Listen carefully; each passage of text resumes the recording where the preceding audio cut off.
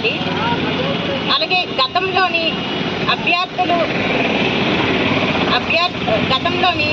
అభ్యర్థులు అర్హత పొందిన వాళ్ళు అన్యాయం జరగకుండా వాళ్ళకి ఖచ్చితంగా న్యాయం జరగాలి.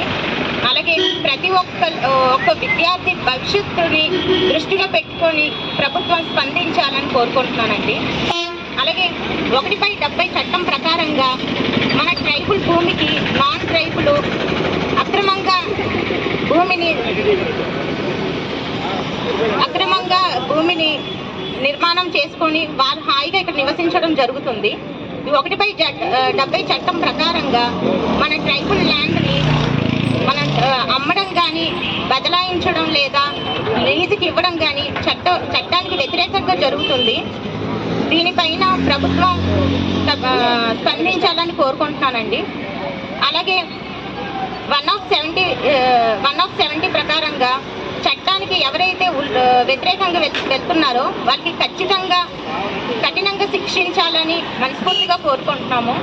అలాగే ఇక్కడ బినామీ వ్యవస్థ అనేది పాడేరు కానీ ముఖంపేట కానీ ఈ ఏజెన్సీ ప్రాంతంలో ప్రతి చోట పేర్లు చెప్పలేమండి. అలాగే చాలా చోట్ల బినామీ వ్యవస్థ అనేది ఇక్కడ ఉంది.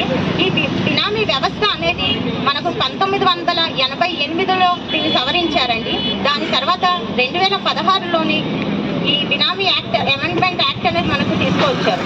అయితే దీనికి ప్రభుత్వం బినామీని ఏ రకంగా చూస్తున్నారో చెప్తున్నారని. అయితే ఇక్కడ బినామీ ఆస్తులు నల్లధనం బ్లాక్ మనీ ద్వారా బినామీ ఆస్తులని ప్రభుత్వం ఖచ్చితంగా జప్తీ చేయాలి. అలాగే ఈ బినామీ ఆస్తులు ఇన్కమ్ ట్యాక్స్ వాళ్ళు చూసుకొని వీళ్ళకి ట్యాక్స్ కానీ ఏ రకంగా ప్రభుత్వం ఇస్తుందన్నది ఈ బినామీ ఆస్తుల గురించి కూడా ఒకసారి చూడాలని కోరుకుంటున్నామండి.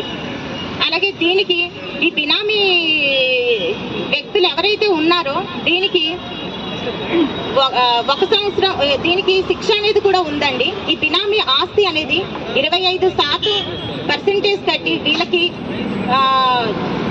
చెల్లించాల్సి వస్తుంది. అలాగే 1 సంవత్సరం నుండి 7 సంవత్సరాల వరకు దీనికి శిక్ష అనేది అమల్లో ఉంది. అయితే 1 సంవత్సరం నుండి 7 సంవత్సరాల వరకు బినామీల పైన ఇంత చట్టం తీసుకొచ్చి 2016లోనే మనకి చట్టం తీసుకొచ్చినప్పటి నుండి ఇంతవరకు బినామీలు ఎందుకు శిక్షించట్లేదని మేము ప్రశ్నిస్తున్నామండి. ఇది నా మాటే కాదు, ఇక్కడ ప్రతి ఒక్క గిరిజన ఆదివాసి బిడ్డల ప్రతి ఒక్క మాటగా నేను చెప్తున్నానండి. అలాగే వీళ్ళకి 1 సంవత్సరం నుండి 7 సంవత్సరాల శిక్ష ఉంది. అలాగే ఆస్తులు ఎంత ఉందో వాళ్ళకి 25% వాళ్ళకి ఆస్తి రూపంలో జరిమానా విధించాలని కోరుకుంటున్నామండి. అలాగే రీసెంట్గా 170కి వ్యతిరేకంగా ఒక నాన్ ట్రైబ్ నా జాగాని అక్రమంగా నిర్మించి ఒక భవనం అనేది ముఖంపేట మండలం మెయిన్ రోడ్లోనే నిర్మాణం జరిగిందండి. దీనికి రెవెన్యూ డిపార్ట్మెంట్ వాళ్ళు ప్రత్యేకంగా వాళ్ళ దగ్గరుండి నాన్ ట్రైబ్కి సపోర్ట్ చేస్తున్నారు.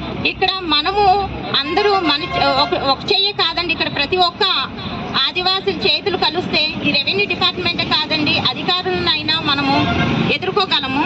అలాగే ఈరోజు మనము మనకెందుకులే ఈ దీక్షలో కూర్చోవడం అని చాలా మంది ముందుకు రాలేకపోతున్నారు. అలాగే బయటికి వాళ్ళకి ఎన్నో సమస్యలు ఉన్నా కూడా బయటికి ముందుకు చెప్పుకోలేకపోతున్నారు. అలా చేయకండి దయచేసి. ఎందువల్ల అంటే మన హక్కులు 170 ప్రకారంగా మన హక్కులని మనం కాపాడుకోకపోతే మన హక్కుల్ని నాన్ ట్రైబ్ ఎవరో తీసుకుంటుంటే మనం ఎందుకు ఊరుకోవాలి? మనము ఈ దీక్ష అనేది ఇక్కడే మనం కూర్చొని చేసుకున్నాము. ఇలా కాకుండా నేను నా పర్సనల్గా ఏం చెప్తున్నానంటే ఇది ఇక్కడే కాకుండా పై స్థాయి తీసుకెళ్లాలన్నా అసెంబ్లీలో వెళ్ళి కూర్చోవాలన్నా కూడా మనకు ఆ రైట్స్ అనేది ఉందండి. ప్రతి ఒక్కరు దీన్ని గమనించుకొని ఫార్వర్డ్ స్టెప్ అనేది తీసుకోవాలండి. అలాగే ఈ నాన్ ట్రైబ్ అనే వాళ్ళు అక్రమంగా నిర్మాణం చేస్తుంటే మనకు డైరెక్ట్గా కలెక్టర్ గారు కూడా స్పందించి ఎల్టీఆర్ కేసు అనేది నమోదు చేయమంటున్నారు. ఖచ్చితంగా నాకు ఈ 1 వీక్లోని ఎల్టీఆర్ కేసు అనేది నమోదు అవుతుంది అనేసి ఎస్పీసీ సార్ కూడా స్వయంగా చెప్పడం జరిగింది. అలాగే నాలాగా ఎంతమంది ఇక్కడ ఉన్నారో వాళ్ళందరూ ముందుకు వచ్చి వాళ్ళకి జరిగిన అన్యాయాన్ని న్యాయం చేయమనేసి ప్రతి ఒక్కరు అధికారుల దగ్గరికి వెళ్ళి కోరుకోండి. అలాగే ఇక్కడ కూర్చున్న ప్రతి ఒక్కరి పేర్లు నాకు తెలియకపోయినా మాణిక్యం గారికి, అలాగే చిన్ని మేడం గారికి, హైమావతి మేడం గారికి, ఇంకా కొంత సంఘాల నాయకుల పేర్లు తెలియకపోయినా సారీ అండి. ప్రతి ఒక్కరికి నాకు సపోర్ట్ చేసిన ప్రతి ఒక్క చిన్న పెద్ద అందరికీ చాలా చాలా థ్యాంక్స్ అండి. అలాగే రేపు ఉమెన్స్ డే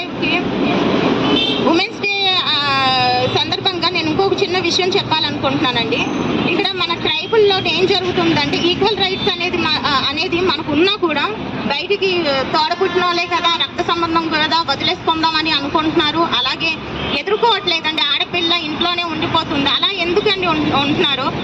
ధైర్యంగా పోరాడి ముందుకు వస్తే మన హక్కులని మనమే కాపాడుకుంటాము. మన కూడా మగవాళ్ళకి సమానంగా ఈక్వల్ రైట్స్ అనేది మనం తీసుకురాగలము. అలాగే మనము రేపు ఉమెన్స్ డే అంటే రేపు ఒక్కరోజే కాదండి, మనకు ప్రతిరోజు ఉమెన్స్ డే. మనం ఇంట్లో కూర్చున్న ప్రతి ఆడవాళ్ళు కూడా ఎంపవర్మెంట్ అనేది వాళ్ళకి ఉంది. వాళ్ళు ఏది సాధించకుండా వాళ్ళకి ఏమి రాకుండా ఇంట్లో ఒక గృహిణిగా ఎవరు ఉండిపోలేదండి.